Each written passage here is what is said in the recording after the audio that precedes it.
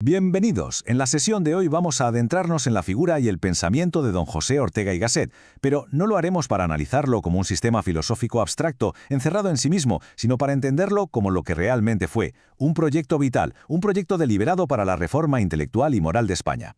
Veremos cómo, para Ortega, la filosofía no era en absoluto un mero ejercicio académico, sino un instrumento cívico de primera magnitud.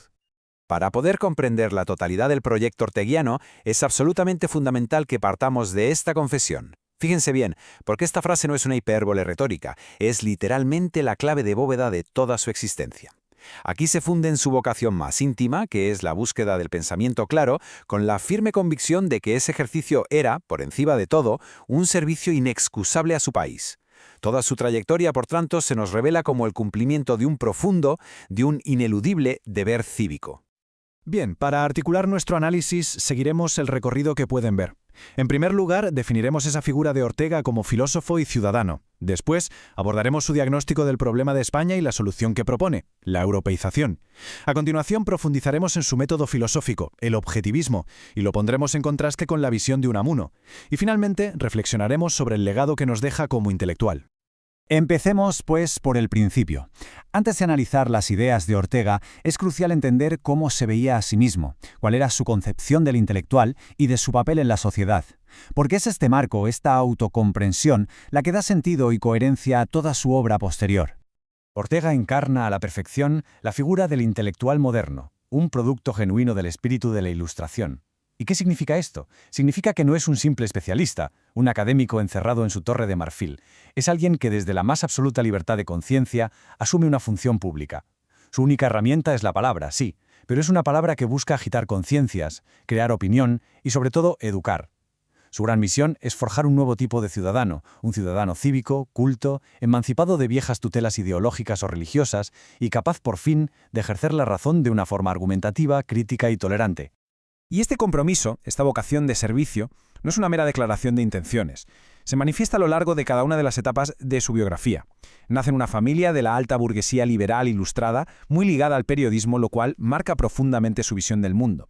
Su formación en Alemania, concretamente en Marburgo, será decisiva. Allí entra en contacto con el neokantismo que impregnará toda su primera etapa filosófica. Y a partir de ahí, su vida pública será incansable. Gana la cátedra de Metafísica en 1910, pero no se conforma con el aula. Funda revistas y periódicos para intervenir en el debate público, se opone a la dictadura de Primo de Rivera, participa activamente en la Segunda República y finalmente sufre un largo y doloroso exilio. Cada paso de su vida es un reflejo de ese intento por poner el pensamiento al servicio de la realidad española. Pasemos ahora al núcleo de la preocupación orteguiana. Si su vida es un servicio a España, la primera pregunta es ¿de qué mal hay que salvar a España? ¿Cuál era, para él, el problema fundamental que la quejaba? Su diagnóstico fue, y hay que decirlo así, severo e implacable, y se articuló en torno a una idea central, la incultura. Esta cita es de una dureza extraordinaria. Para Ortega, el problema de España no es, en su raíz, ni económico ni político. Es un problema espiritual. El drama es que las grandes corrientes del pensamiento que han forjado la modernidad europea, la filosofía griega, la revolución científica, el idealismo alemán, no han calado en el alma española, han pasado de largo. Y esta carencia, este horror a las ideas, la considera nada menos que un pecado contra el Espíritu Santo, es decir, una traición a la más alta capacidad humana, la capacidad de razonar. Y para que veamos que este diagnóstico no era una mera abstracción teórica, Ortega se hacía eco de anécdotas tan desoladoras como esta. Que un investigador extranjero no pudiera encontrar una obra de Immanuel Kant, el filósofo central de la modernidad, en los principales centros del saber de la capital de España, era, para él, un síntoma inequívoco y profundamente vergonzoso del aislamiento y el atraso intelectual del país. Esta dolorosa percepción se agudiza durante su estancia en Alemania. La tierra de la Kultur, y entendamos bien este término, no como simple cultura, sino como toda una civilización fundamentada en la ciencia y la filosofía, fue para él una revelación por contraste. Allí pudo medir la enorme, la abismal distancia que separaba a España de la vanguardia intelectual europea. Y esa experiencia le confirmó en su convicción de que el país vivía de espaldas a la modernidad, sumido en una irrelevancia que a sus ojos rayaba en lo ridículo. Bien. Una vez establecido un diagnóstico tan grave, Ortega, como intelectual comprometido, se siente en la obligación de proponer una terapia. Si el problema es el aislamiento, el atraso y la incultura, el remedio, por pura lógica, solo puede venir de fuera. Esta célebre sentencia resume de una forma lapidaria todo el proyecto regeneracionista del joven Ortega. No se trata en absoluto de una simple admiración por lo extranjero, de un papanatismo. Se trata de una convicción filosófica profunda. La única salvación posible para España pasa por su plena y consciente incorporación a las corrientes de pensamiento y a las formas de vida que definen la modernidad europea. Ahora bien, y esto es crucial, ¿qué entendía Ortega por Europa? Su ecuación es clara. Para él, Europa es, fundamentalmente, ciencia. Y no se refiere solo a un cuerpo de conocimientos o a una serie de descubrimientos. Se refiere sobre todo a una actitud vital, a una moral. La ciencia encarna los valores que él cree que España necesita con más urgencia. El rigor frente a la arbitrariedad, la disciplina frente a la improvisación, la sobriedad frente al exceso retórico y, muy importante, la autocrítica frente a la autocomplacencia. Este espíritu europeo, esta actitud científica, se había manifestado, según Ortega, en dos creaciones históricas fundamentales. Por un lado, la ciencia moderna, una forma de discurso riguroso, universal y sistemático que permite al ser humano formarse convicciones racionales sobre el mundo.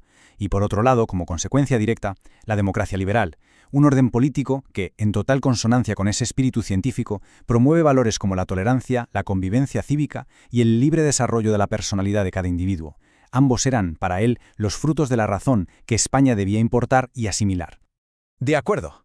Tenemos la solución, la europeización. Pero esta solución requiere un método filosófico que la sustente.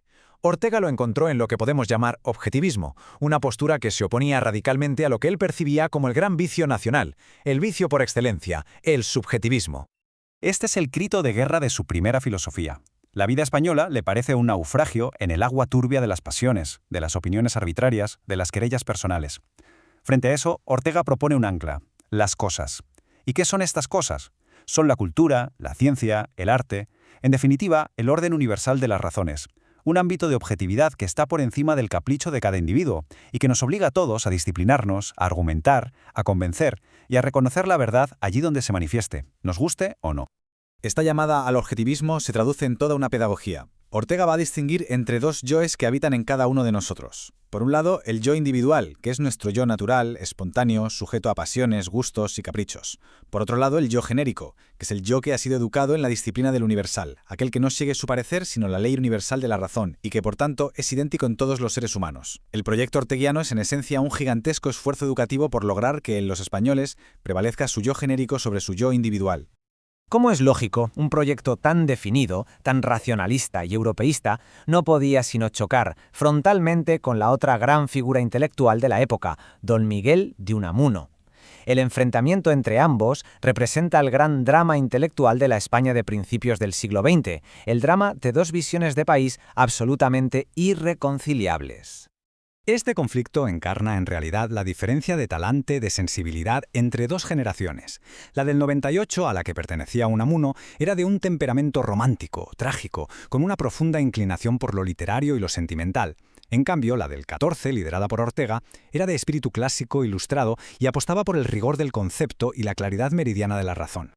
Nada, absolutamente nada, encapsula mejor la postura de Unamuno que esta famosísima y desafiante declaración. Es importante saber que Unamuno tuvo una primera etapa europeísta, pero tras una profunda crisis personal y religiosa, reniega de la ciencia y la razón que defendía Ortega. Para el Unamuno maduro, el alma española, ese sentimiento trágico de la vida, es infinitamente superior a los inventos y los sistemas filosóficos de Europa. Este cuadro nos permite sistematizar el abismo que les separaba. Veámoslo. Donde Ortega proponía europeización, Unamuno hablaba de africanismo, o provocadoramente de españolizar Europa. Frente a la razón, la ciencia y la objetividad de Ortega, Unamuno oponía el sentimiento, la mística y el subjetivismo. Si la actitud de Ortega es ilustrada y moderna, la de Unamuno es trágica y reivindica un alma casi medieval. Y por último, si los referentes de Ortega son los grandes filósofos racionalistas como Kant o Descartes, los de Unamuno son nuestros místicos como San Juan de la Cruz. Como ven, son dos proyectos de país completamente antagónicos. Bien, y llegamos ya a la conclusión. Debemos preguntarnos por el legado de este inmenso esfuerzo intelectual y cívico. ¿Qué queda del proyecto de Ortega? Pues bien, su herencia no se limita ni mucho menos a sus libros, sino a su concepción misma de lo que debe ser la acción cultural. El gran legado de Ortega es quizás su impresionante labor como empresario cultural.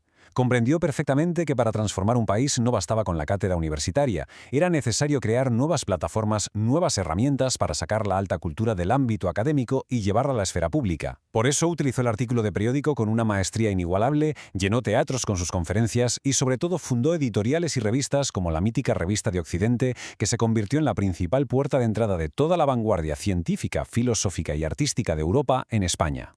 En suma, y esta es la idea final que me gustaría que retuviéramos, toda la vida y toda la obra de José Ortega y Gasset puede entenderse como un intento sostenido, coherente y monumental de utilizar la cultura superior, la filosofía, la ciencia, el arte, como el fermento necesario, como la levadura capaz de provocar la renovación profunda que, a su juicio, España necesitaba con una desesperada urgencia.